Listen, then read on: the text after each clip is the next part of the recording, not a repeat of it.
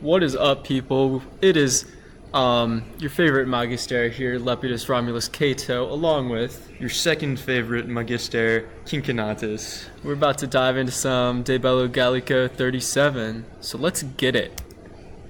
Alrighty, so right off the bat, Sabinus orders those tribunes of the plebs, whom he had at the time around him, and the centurions of the first ranks to follow him.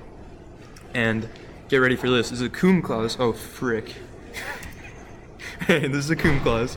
When he had approached nearer to Ambiorix, cum clause, he being ordered to throw down the arms, he obeys the order and commands his men that they do the same. So he's surrounded, and he's throwing down his weapons. He just throws it on the ground. He doesn't even care.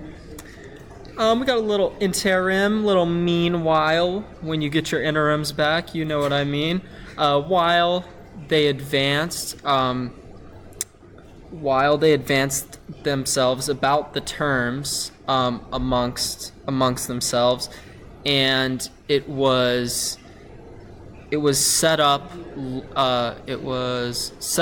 longer by the conversation, the ceremony, by the conversation with Ambiorix, and this Palatin, little by little, he was killed, having been surrounded. So we got a little lifeline here, talking about our conversation, talking about their deal, little by little. Alright, so then, truly, they shout out victory. They got a victory royale, they're flossing. You guys know what it is. And it would actually probably sound a little something like this. Yee! Alright, and then, oh frick, I really suck at this. And by his death, making an attack on our men, and by the attack, confused their ranks. There, El Kata, he took the L, fighting, that's a pap, is slain with the greatest part of his soldiers. So he's surrounded by soldiers, but he's dying. The mortal remains, reliquy, say in Catra, they receive themselves into the camp, whence they had marched forth. Ah, yes. Whence. Good old whence. Out of which, talking about the remaining soldiers, Lucius Petrosidius, the Aquilifer, when he was pursued, another cum clause, when he was pursued by the large crowd of enemies, we see that right here, by the great crowd of the enemy, he took a little fastball through the standard over the wall, so throws it inside, absolutely epic motion, inside the wall. He himself was cut down fighting most bravely in front of the camps.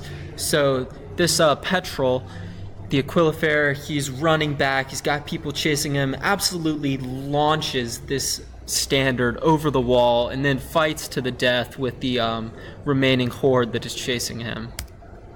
Alrighty, so they barely sustain the attack.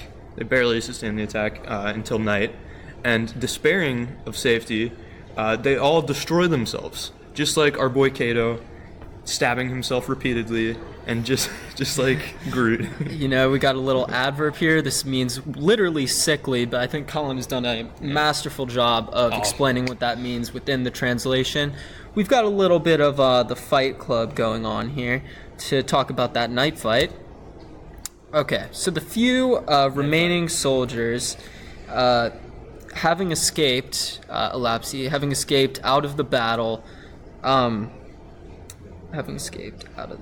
came through the uncertain passages through the forest to Titus Labienus, the legate, in the winter camps, and they did more. So this literally means they did more certain to him, but rendered more as we would actually say. It's like they told him, and they told him de rebus gestis. That means like basically what's been going on, the gossip going on. We have Houdini here to show their pretty sick escape, although only a few of them could do it. And I think that's all we have for you today. Yeah. This is a special shout out to Pius for getting these videos. And don't forget to smash that like button, boys. Smash that like button. Absolutely destroy it. Subscribe, turn on notifications. Yes, so that you can see more quality content from folks like us. Yeah. Stay classy, San Diego. San Diego.